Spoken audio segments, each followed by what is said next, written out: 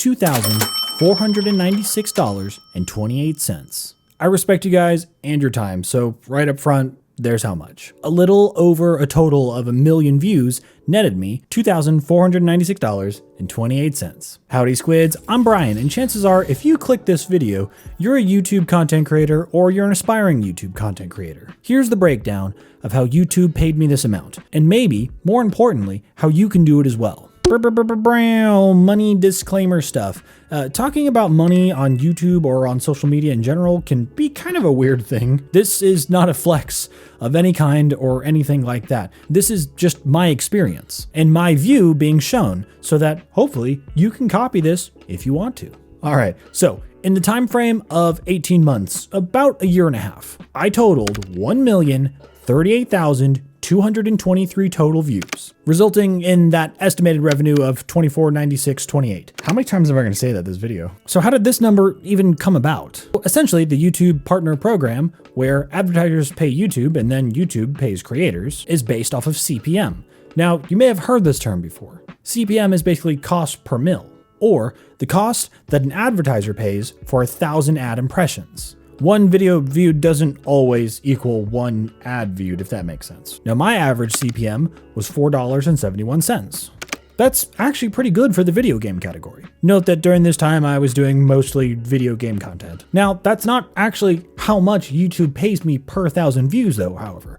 That would be RPM. RPM is revenue per mil. Basically, how much the creator gets paid per 1,000 views. Now, my RPM for this time period was $2.41. Essentially, I was paid $2.41 for about every 1,000 views that I got. I know. Maybe it's not like the Lamborghini money that you were expecting. Here in my garage, just bought this new Lamborghini here.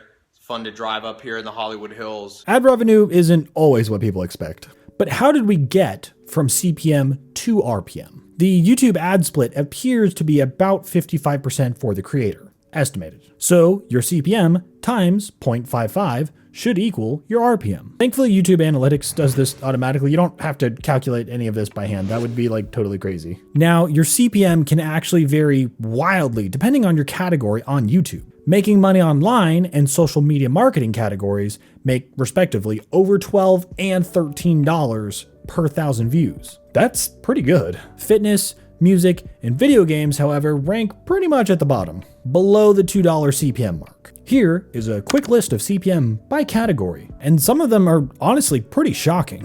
I was pretty shocked by cooking and tech being so low. If you're comfortable sharing and you have any input on your CPM for your category on YouTube, let us know in the comments. Now, this doesn't mean that you should pick your category solely based on what CPM will pay you the most, and solely because it has a high CPM. The ability to connect well to audiences and create good videos is much more important for longevity. Making videos on stuff that you don't like for a long time is a good way to drive yourself totally crazy. All that considered, how did I get a higher than average CPM for the video game category? By focusing on the niche within the niche.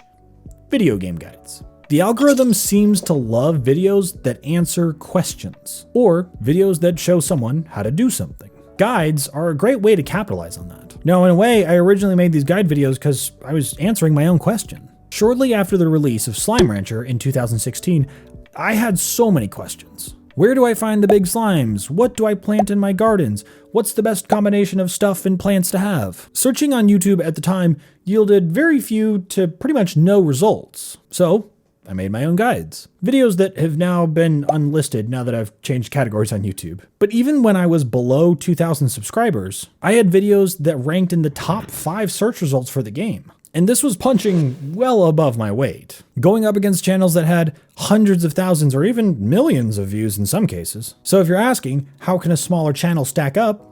There's your answer. In your category, whether it be video games, fitness, finance, you can make specific guides on things that you already know how to do, specific walkthroughs, or videos showing the process that you're currently going through. Kind of like these. If you don't see a guide or content on a certain game or a certain product or category, that might be a good indication that there's an opportunity for you. One thing I absolutely cannot downplay is the role of luck in all of this. Sometimes a video just performs well because you're lucky. Sometimes it really is the perfect combination of subject, timing, and audience. The real secret sauce is that as you gain experience on YouTube, you learn what areas might be underserved in your niche. And if you can deliver answers in the form of video on those subjects, then you have a great chance of ranking in search. Videos that answer questions are your leverage point. Standard disclaimer, if you're just doing this for fun, you don't have to take all this stuff so seriously. But if you're running your channel in the hopes that one day that you'll generate some income on it, it makes sense to make videos with a purpose.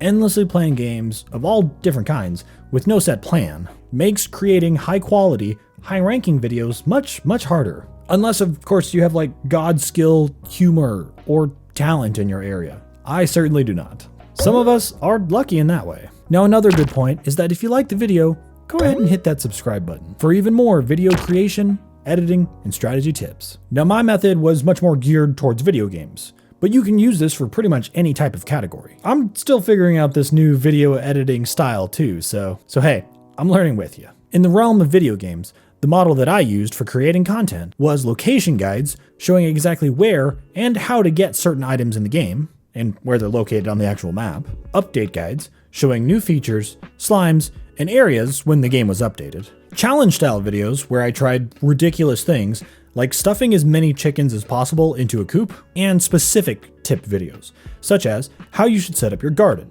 how to use drones, etc. Breaking down your subject into key areas and focusing on that pillar content is how you can make almost endless videos, even on something as ridiculous as one single game. Starting off, I might not niche down so hard though. I might go one step up, like in the example of video games, I might pick one single genre, like survival/crafting. Not just one single game, for more variety and for more options. Unless you just really love one singular game. Now, ad revenue is not the be-all end-all for a channel making money. In the realm of generating profit on a YouTube channel, there are tons of options. Affiliate marketing, sponsorship deals, selling physical goods, i.e. merch, coaching services, classes, there's a ton of stuff. Ad revenue makes up a smaller chunk than you think as a channel grows. If you're just starting your YouTube channel, or you're thinking about starting a YouTube channel, then go ahead and check out this video right here for some secret keys to get you started on the right foot.